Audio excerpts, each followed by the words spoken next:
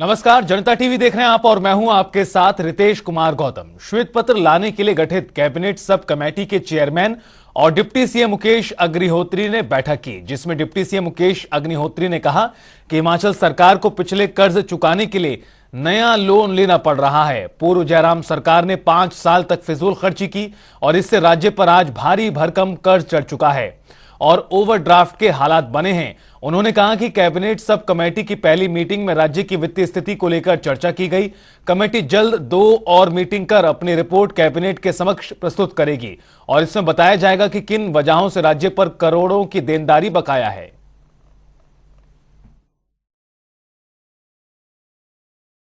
इस कमेटी की रिपोर्ट जो है वो हमें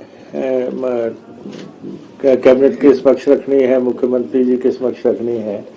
तो इसलिए ये सारा मसला अभी तक गोपनीय है, सीक्रेट डॉक्यूमेंट्स हैं सारे, और बहुत कुछ हम आपको इसके बारे में अभी शुरुआती दौर में नहीं बोल सकते। लेकिन आपको मालूम है कि पूर्व की सरकार ने पिछले 5 साल में प्रदेश के फाइनेंसेस से बहुत खिलवाड़ हुआ और फाइनेंसेस की दुर्दशा कर दी गई। और ख़ास तौर पे हम ये कहेंगे कि जो पिछली सरकार है फाइनेंशियल फ्रंट पे पूरी तरह नाकाम हो गई और उनके उस वजह से जो है आज जो भारी भरकम कर्ज का जो पहाड़ खड़ा हो गया हिमाचल प्रदेश के आगे।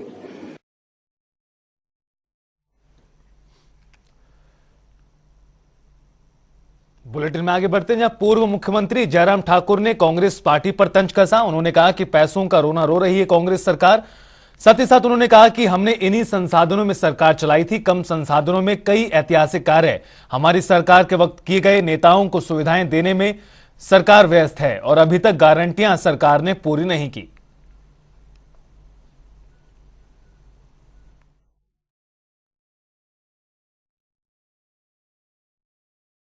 6 महीने में ही लोग भारतीय जनता पार्टी की जो 5 साल चली सरकार उसको याद कर रहे हैं।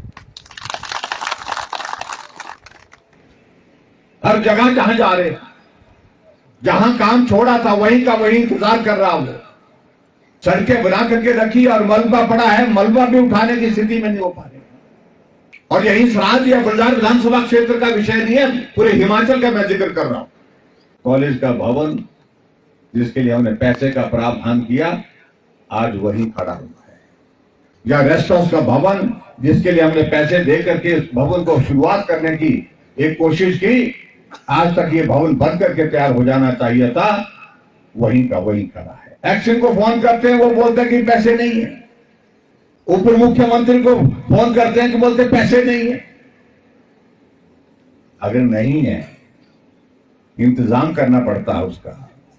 अगर इंतजाम करने की स्थिति में नहीं है, हालात में नहीं है, तो बड़ा मुश्किल है भाई। जब हम सत्ता में 5 वर्ष पहले आए थे, 5.5 वर्ष पहले आए थे, उस वक्त भी पैसा बहुत ज्यादा था, ऐसा नहीं था।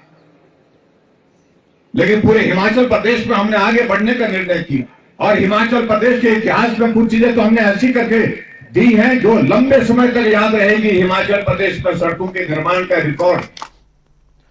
स्वास्थ्य मंत्री डॉक्टर धनी राम शांडिल ने जिला कुल्लू में क्षेत्रीय अस्पताल ढालपुर का निरीक्षण किया और इस दौरान स्वास्थ्य मंत्री ने बताया कि प्रदेश में सरकार द्वारा 200 डॉक्टर और 700 नर्सिंग स्टाफ की भर्ती की जाएगी। इसके साथ ही पीएचसी व सीएचसी में हर संभव स्वास्थ्य सुविधाएं भी मुहैया कराई जाएंगी। जैसे चाइल्ड हमारा केयर का है, वुमेन एंड चाइल्ड का आरंभ तो हो गया, परंतु टेक्निकली कवर्ड नहीं है वो, इन द सेंस कि भाई उसको हमें उसमें लाना पड़ेगा, अपनी कैबिनेट में लाना पड़ेगा विचार विमर्श के लिए। उसको हम लाएंगे और आज ही मैं फाइल को यहाँ से क्लियर कर दूंगा। इसी प्रकार से जो भी चीज़ें नज़र आ रही हैं हमारे पास, मैं जानता हूँ हमारे पैरामेडिक्स की कमी है, हमारे खासकर विशेषज्ञ डॉक्टरों की कमी है। इसलिए हमने एक प्लान बनाई है लगभग अगले 18 महीनों तक कि हम कम से कम 700 अपने नर्सिंग ऑफिसर्स को रिक्रूट करेंगे और 200 लगभग डॉक्टर, जिसमें विशेषज्ञ भी होंगे, जिसमें जीडीएमओ भी होंगे। और जहाँ जहाँ ये खासकर हमारे दूरवर्ती क्षेत्र हैं चाहे वो पांगी है, चाहे भरमौर है, चाहे वो किन्नौर सिरमौर के जो भी क्षेत्र हमारे दूर के हैं, उनकी तरफ पहले विशेष ध्यान देते हैं, फिर हम अंदर के परिधि घूमते आएंगे। और इस प्रकार से हम करेंगे ताकि जैसे ये जगह है, यहाँ पे कम प्रेशर होना चाहिए। हमारे जो बाहर के PHC हैं, CHC है, वो इतने मजबूत हों, वो श्रृंखला इतनी मजबूत हो कि वहाँ से यहाँ आने की लोगों को ज़रूरत ना पड़े। इसीलिए आपने देखा होगा हमारे बजट भाषण में एक बहुत अच्छा प्रावधान है कि हम एक जो एक्सेलेंट सेंटर बनाएंगे, एक इस प्रकार का जो जिसमें सब चीज़ें होंगी, जिसमें सब विशेषज्ञ भी होंगे। तो एक कॉन्स्टिट्यूंसी में, एक विधानसभा क्षेत्र में एक ऐसा होगा। तो वहीं प्रदेश सरकार राज्य में निवेश बढ़ाने की कोशिशों में जुटी हुई है और इसमें एक बड़ा हिस्सा प्रदेश के टूरिज्म सेक्टर का भी है। पर्यटन क्षेत्र में अपार संभावनाएं होने के बावजूद प्रदेश का पर्यटन क्षेत्र अभी भी संघर्ष करता नजर आता है। मौजूदा सरकार प्रदेश में पर्यटन क्षेत्र विकसित करने की बात कह रही है, जिसमें कांगड़ा में पर्यटन बढ़ाने की बात कही गई है और इसको लेकर प्रदेश सरकार में मुख्य संसदीय सचिव आशीष बुटेल ने मुख्यमंत्री का धन्यवाद जताया। पर्यटन के जरिए प्रदेश में आय के स्रोत विकसित करने और प्रदेश की आर्थिकी को मजबूत करने की बात कही गई है।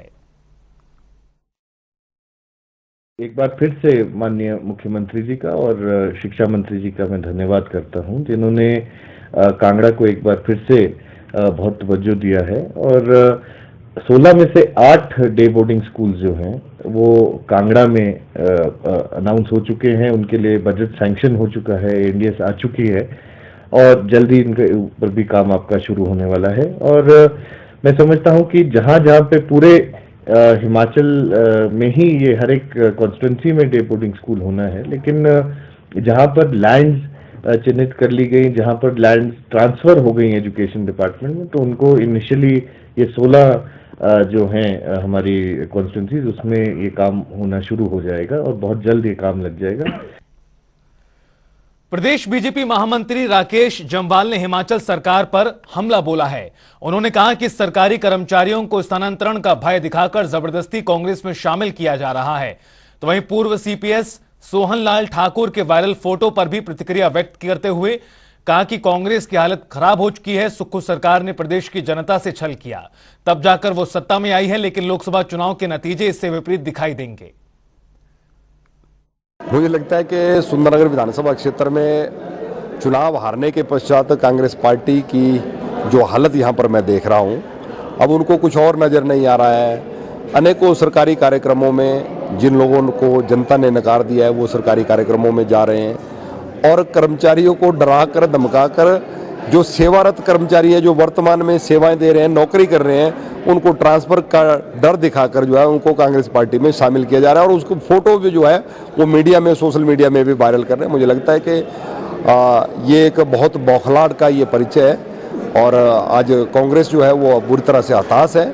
लेकिन ये धर्मशाला के जोनल अस्पताल में रोगी कल्याण समिति की बैठक आयोजित की गई, जिसमें सदस्यों ने कई अहम मुद्दों पर अपने सुझाव दिए। तो वहीं आगामी समय के लिए 2.5 करोड़ रुपए के बजट पर भी चर्चा हुई।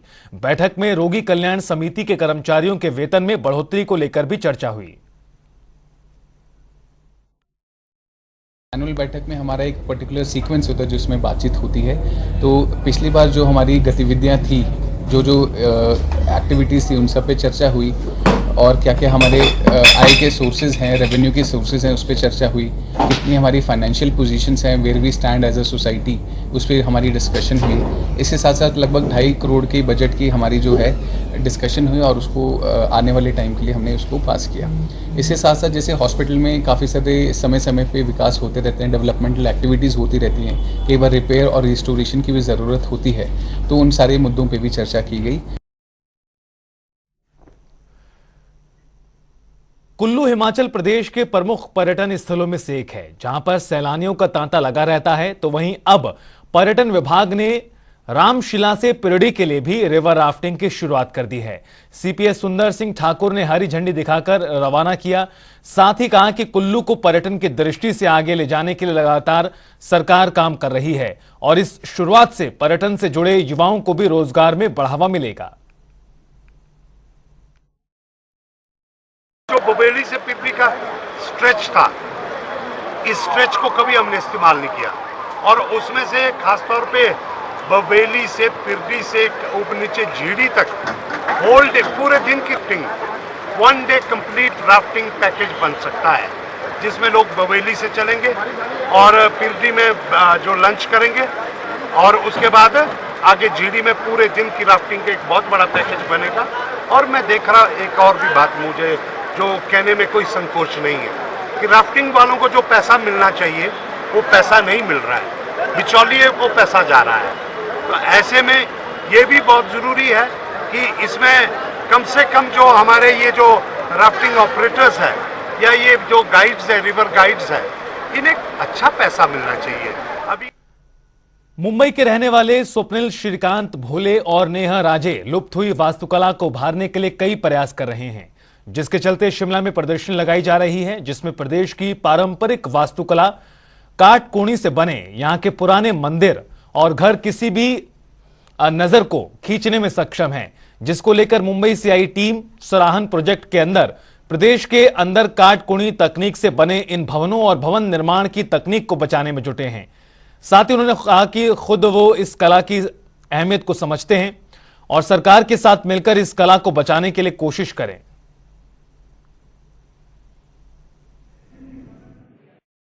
सराहनीय कदम है। इनकी संस्था का नाम सराहन है और स्वप्नल जी और इनकी जो टीम है बॉम्बे से, इन्होंने हमें हमारी आंखें खोली है हिमाचल के लोगों की हमारे हेरिटेज के बारे में। ये जितने भी हमारे वुडन स्ट्रक्चर्स हैं लकड़ी के काट कोनी के बने हुए, ये हमारे पूर्वजों के देन है हमें। तकनीकियाँ है इस मंदिर के अंदर और ये जो टेक्नोलॉजी है तो काफ़ी सुंदर थी, काफ़ी अद्भुत थी और हमें रियलाइज हुआ कि ऐसी टेक्नोलॉजी ओवरऑल इंडिया में कहीं नहीं है। ये अर्थक्वेक रेजिस्टेंट टेक्नोलॉजी है। हिमाचल प्रदेश पूरा सेस्मिक जोन 4 और 5 में आता है। तो ये जो शैली है ये ड्राई मेसनरी यूज़ करती है और इंटरलॉकिंग लकड़ी यूज़ करती है। इस वजह से जब अर्थक्वेक का इम्पैक्ट हिट करता है तो ये एब्जॉर्ब कर लेती है और बिल्डिंग टूटती नहीं है। तो ये जो इंडिजिनस शैली है ये सिर्फ हिमाचल की इन्हीं विभागों में देखने को मिलती है। तो इसकी धरोहर है कि हमने प्रदर्शन लगाई है। ये हम घरों में देखते हैं, पूरे गांव इस शैली से बने हुए हैं। और बुलेटिन में आगे बढ़ते रुख करते हैं एक ब्रेकिंग न्यूज का। बड़ी जानकारी से आपको रूबरू करा दें। 18 जून को हिमाचल कैबिनेट की बैठक होगी। सीएम सुक्खू की अध्यक्षता में होगी मीटिंग। दोपहर 3 बजे समय बताया गया है जब सचिवालय में सुखविंदर सिंह सुक्खू की अध्यक्षता में बजट घोषणाओं को लेकर चर्चा हो सकती है। आपको बता दें शिक्षकों की तबादला नीति को मंजूरी प्रदान की जा सकती है। कैबिनेट मीटिंग में शिक्षा मंत्री ने सरकार को रिपोर्ट अपनी सौंप दी है। 18 जून को आपको बता दें कि मुख्यमंत्री सुखविंदर सिंह सुक्खू की अध्यक्षता में होगी कैबिनेट की मीटिंग और कई अहम फैसले लिए जा सकते हैं। 18 जून दोपहर 3 बजे का समय जब कैबिनेट की मीटिंग होगी। रामपुर में इंटक के उपाध्यक्ष बिहारी सेवगी ने प्रेस वार्ता की, जिसमें उन्होंने कहा कि उनका संगठन मजदूरों के हितों की रक्षा के लिए लगातार काम कर रहा है और जल विद्युत परियोजनाओं में भी हिमाचल बिजली बोर्ड के कर्मियों के बराबर वेतन को लेकर मांग उठा रहे हैं। उपाध्यक्ष ने सीटू संगठन के नेताओं पर भी हिटलर शाही अपनाकर काम करने का आरोप लगाया। साथ ही उन्होंने जानकारी देते हुए बताया कि ज्यूरी हाइड्रो इलेक्ट्रिक प्रोजेक्ट के मजदूरों की लंबे समय से चली आ रही मांगों को भी पूरा कर दिया गया है। 23 फरवरी 2023 को मैंने सीटू से रिजाइन दिया, जिसकी कॉपी मैंने व्हाट्सएप में जो तपन सेन जी है, ऑल इंडिया सेक्रेटरी है, महामंत्री है सीटू के, उनको भेजी और भारत की मार्क्सवादी कम्युनिस्ट पार्टी के सेंटर के इंचार्ज है स्टेट के, उनको भी उसके पार्टी से भी रिजाइन दिया है। और उसी दिन मुझे डॉक्टर कश्मीर का फ़ोन आया जो ऑल इंडिया सचिव है सीटू के। मेरे पास उनकी रिकॉर्डिंग है 10.25 सेकंड की, जिसमें उन्होंने लगभग 5 बारी मुझे ये बोला है कि अपना रिजाइन वापस लो और किसी और संगठन में नहीं जाना है। मैंने इनकी गलत नीति के कारण कुछ लोगों की, मेरे सीटू और सीपीएम से कोई विरोध नहीं है, इसमें जो कुछ गलत नेता हैं उनके खिलाफ जो मैं खड़ा हुआ हूँ वो मेरी आवाज़ दबाना चाहते थे। मैं सेकंड लाइन लीडर था स्टेट में सीटू और मार्क्सवादी कम्युनिस्ट पार्टी में, इसलिए वो मुझे दबाना चाहते थे। मैंने वो उसका सामना किया। नालागढ़ में प्रदेश परिवहन संस्था की बैठक का आयोजन किया गया। मीटिंग में प्रदेश अध्यक्ष लक्ष्मी सिंह ठाकुर शामिल हुए और इस दौरान जिले में बढ़ रहे अवैध खनन के मुद्दे पर चर्चा की। अवैध खनन के चलते नदियों का जलस्तर 20 फीट तक नीचे जा चुका है। लक्ष्मी सिंह ठाकुर ने प्रशासन पर अवैध खनन पर कार्रवाई न करने का आरोप लगाया है। साथ ही कहा कि अगर प्रशासन अवैध खनन माफिया पर उचित कार्रवाई नहीं करेगा तो उन्हें मजबूरन एनजीटी और हाईकोर्ट का दरवाजा खटखटाना पड़ेगा। आज की बैठक में मुख्य रूप से जो चर्चा की गई वो ये थी कि नालागढ़ क्षेत्र और विशेषकर बीबीएन में जो खड्डे और जो हमारे जो जितने भी जो अवैध खनन है उसके बारे में विस्तार पूर्वक चर्चा की गई। और जो अवैध खनन है बीबीएन क्षेत्र में वो अभी भी बेगार किसी रोक से जारी है। हम प्रशासन को जो है ये बताना चाहते हैं, जताना चाहते हैं कि आप या तो जो अवैध खनन है उसके ऊपर कठोर कार्रवाई करें, नहीं तो जो हिम प्रदेश संस्था है उसको जो है अन्य पग उठाने पड़ेंगे। यहाँ का लोकल एडमिनिस्ट्रेशन जो है वो खनन की नीतियों को ठीक तरीके से नहीं निभा रहे हैं, क्योंकि जब भी कोई कंप्लेंट लेकर जाते हैं लोग, ये मेरे पास फाइल पड़ी है, कम से कम भी ये 20 कंप्लेंटें हैं जिसके ऊपर आज तक कोई भी एक्शन नहीं लिया गया। मंडी के बाली स्कूल में अंडर 14 राज्य स्तरीय योगा ओलंपियाड प्रतियोगिता का आयोजन किया गया। इस 2 दिवसीय प्रतियोगिता में शिमला और सोलन के बच्चों ने बाजी मारी, तो वहीं हमीरपुर और बिलासपुर के छात्रों ने दूसरा और तीसरा स्थान लिया। अभी बच्चे भोपाल में होने वाली नेशनल योगा ओलंपियाड में अपने करतब दिखाएंगे।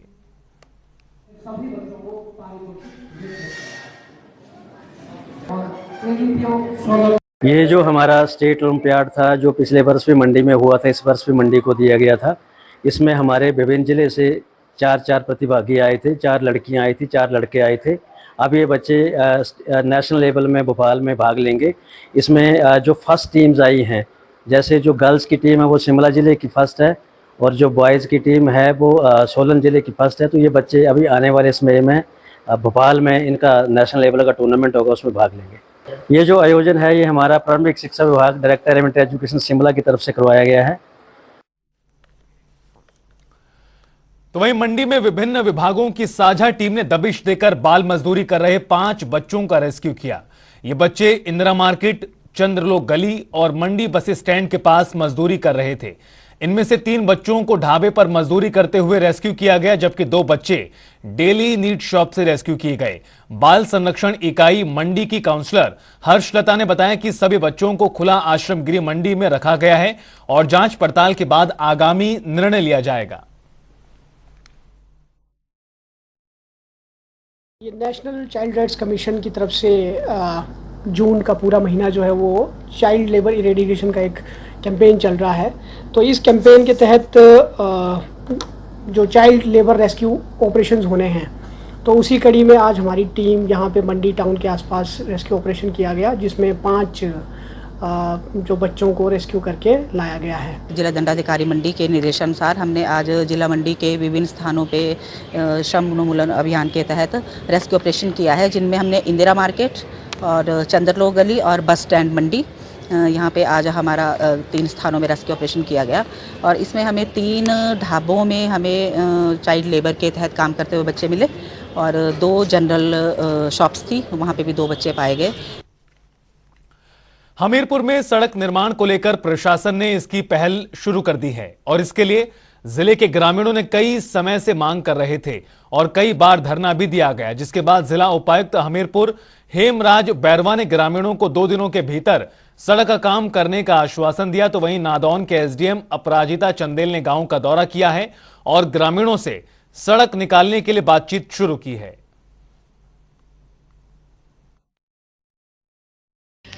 यहाँ पर एक्चुअली कई वर्षों से ग्रामीणों की शिकायत है कि कुछ घरों के लिए जो रास्ता है वो एम्बुलेंस रोड की सुविधा नहीं है और अक्सर बारिश के मौसम में यदि कोई बीमार पड़ता है तो उस मौसम में और बिजाई के लिए यहाँ तक कि ट्रैक्टर ले जाने के लिए भी लोगों को बहुत असुविधा होती है और लोग अपने रोजी रोटी अपना एग्रीकल्चर भी नहीं कर पाते हैं। तो इसके लिए वो रास्ता चाह रहे थे और यहाँ पर जो है सरकारी जमीन का कुछ पैच है लगभग 3 मीटर का, जिसके थ्रू उन्होंने रास्ता चाहा है। तो आज उसका मौके का निरीक्षण किया गया।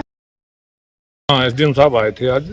तो एसडीएम मैम ने जो भी मौके का मुआयना किया और मौके पे जो पाया और ग्रामीणों को जिस तरीके से समझाया कि सरकारी रास्ते के साथ साथ एक पार्टी का कोई डिब्यूट है, उन्होंने बताया कि सेक्शन है, तो बोला कि अगर पार्टी बीच में स्टे ले आती है तो काम तो शुरू नहीं होगा अगर स्टे आने के बावजूद। अन्यथा जो इस वक्त सरकारी डॉक्यूमेंट में जो रास्ता लगा है, हम तो उसी को मान्य, हमारे लिए वही मान्य होगा।